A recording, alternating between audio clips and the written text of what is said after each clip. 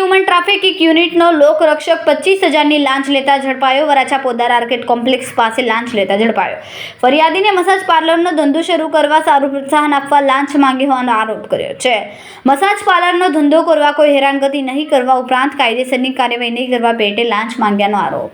ફરિયાદીએ એસીબીના toll free number પર સંપર્ક કર્યો હતો, જે બાદ છટકાનું આયોજન કર્યો હતો. લોકરક્ષક જવાન ધીરુભાઈ નકાભાઈ ઠાકરિયાએ લાંચ હેતુલક્ષી વાતચીત કરી, જે લાંચની રકમ લેતા વચેટિયા રોનક મણીલાલ ત્રિવેદી સહિત બંનેને ઝડપી પાડ્યા. વડોદરા રેન્જની ટીમ દ્વારા સફળ છટકું ગોઠવી ઝડપી પાડ્યા. વધુ તપાસ સુરત એસીબીને સોંપવામાં આવી. એસીપી દ્વારા લોકરક્ષકની ઊંડાણપૂર્વક તપાસ કરાશે.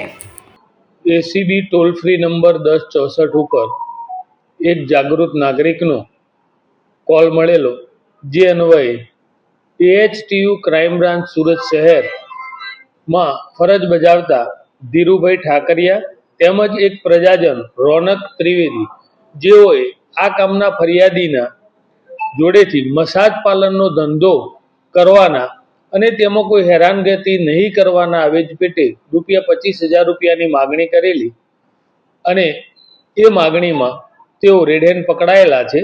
તે બંને વિરુદ્ધ કાયદેસર કાર્યવાહી હાથ ધરી આગળની તપાસ હાથ ધરવામાં આવેલી છે.